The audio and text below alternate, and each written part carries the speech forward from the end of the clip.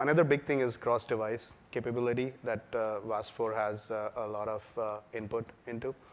So maybe the question for Jared is like, why is this so important? Like, what kind of data do you see through your networks that cross-device is really a very important factor? As a, and it depends, which side of the house it's CBS Interactive. The entertainment side where, it's TV online. Desktop consumption is definitely decreasing, and OTT, which I know we've covered, before, Roku, Apple TV, Chromecast, all those devices are skyrocketing. We always take the approach as CSI, and we definitely are executing cross-screen from a single tag. So VAS4 having all of the elements of, I need this to work on desktop, here's my ready-to-play files. I need this to work on my iPad, my Android, my Roku, where server-side ad insertion is the approach we took. That's where the MES file and the ad ID and those things all come together. So a single tag can execute on every single platform. So what is there in VAS4 in terms of, for somebody who's working on a nitty-gritty on making a VAS4 tag, what is there in the VAS4 that enables this cross-device? So you have your ready-to-play files. So and this goes to on top of VAS4 is, which already exists in VAS3, you can do this today, it's the new ad format guidelines where, the new recommendation or requirement, I'm not sure which word we used, is to include a low, medium, and high rendition of your ad so the publisher can make an intelligent choice.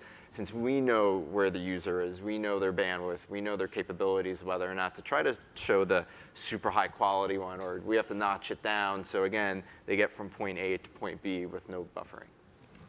And on that point, on the small, medium, and large, or the low, mid, and high qualities, I can say that we at Innovid are doubling down on this idea of an Omni tag, of including all different formats in one tag, not only different resolutions and different renditions, but also including a VPAID and other type of, or an MRAID or JavaScript or some special proprietary formats for an OTT. So making sure that essentially we're putting all the different permutations that an ad can be in one single VAS and passing it to the publisher to make a decision which one should be pulled at. Which I would say that there's two. Give me the supplies, I'll build the house. Yeah. So there's kind of two schools of thought. One is the buy side needs to make the full decision. So you, publisher, tell me via user agent or other ways what device is it on. I will measure the bandwidth. I will measure everything, and I will give you the right file. And Jeremy, before from Adobe at Primetime, spoke to that point.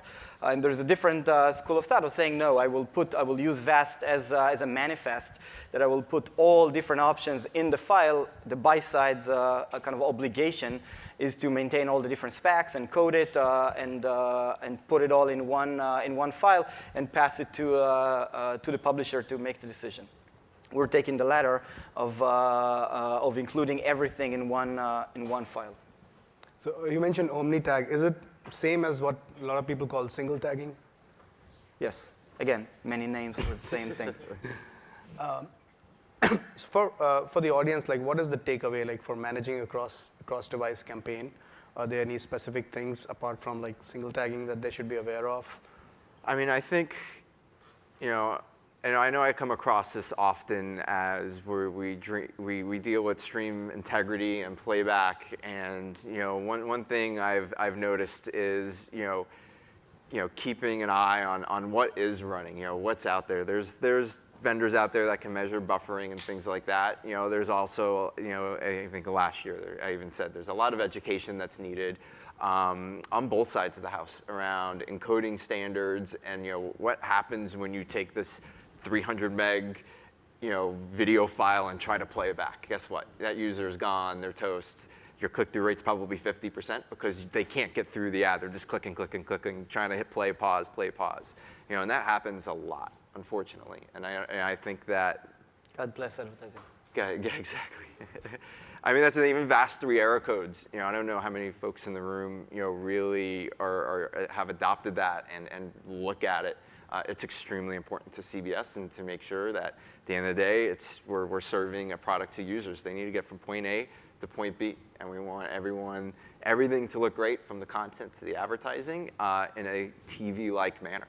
That's why TV is a great product. It just works. It doesn't buffer. It doesn't. It's a great experience. We want that to happen digitally too. What else does server-side help with? Like you mentioned, user experience is one. We've been talking about ad blocking for some time. Does it help with the ad blocking management for a publisher? It has a side effect of that, since things are on the server. Ad blockers can't get there. So as you're doing ad calls and things like that, server side and stitching, advertising to content, those can't be blocked. We're having open conversations around the tracking that's with it. As we always ideally do it from a client and not do it from the server side, but as ad blocking and just even certain devices can't support clients. This is another reason for server side ad insertion. Server side beaconing or tracking is in use and is needed for certain devices. On that topic, I think we must have for every panel, you must have some type of a fight in it. So there's definitely, it brings up an issue. I mentioned before about this kind of delicate dance between the buy and the sell side, which kind of originally with client-side ad insertion, a lot of the power stayed on the agency and on the marketers on the buy-side platform to make a lot of decisions. Where if we're moving back, kind of, I don't know if back, but into this server-side ad insertion, let's call it the mainframe word, we're essentially eliminating a lot of the power or a lot of the decision making from the buy side, at least not the one that will happen specifically in real time.